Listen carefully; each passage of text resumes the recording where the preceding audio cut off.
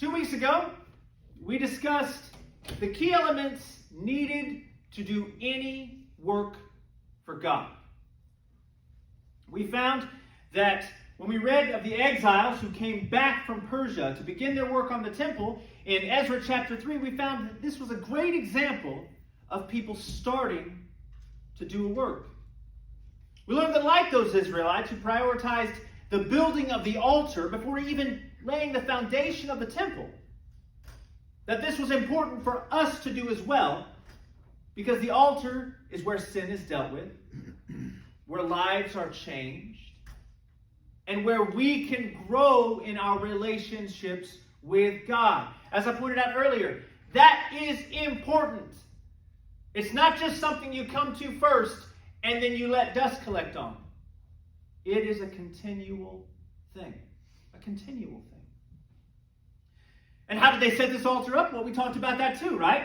They set it up on its foundations, meaning quite literally with Israel, they found the exact place that the old altar was, and they put it right there, right back there. We found out that this was important for us in working for God today as well, because our altar is Jesus and what he did on the cross.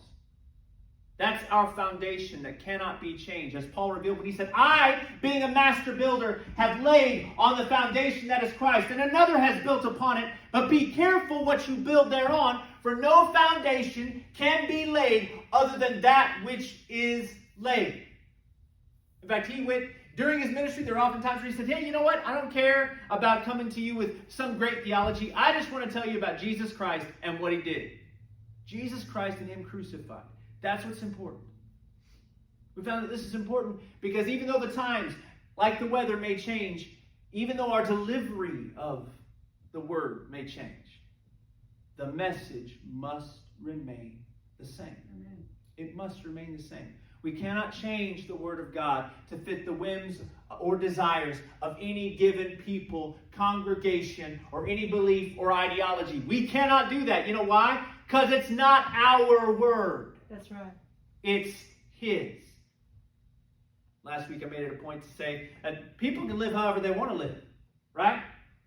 You agree the same way. People can live however they want to live. They just can't bring it into my house. Yes. Right? And I pointed out how God feels the same way. He tells the world, live exactly however you want to live. But you ain't bringing it into my house. So if we want to live like that, we better make our own house.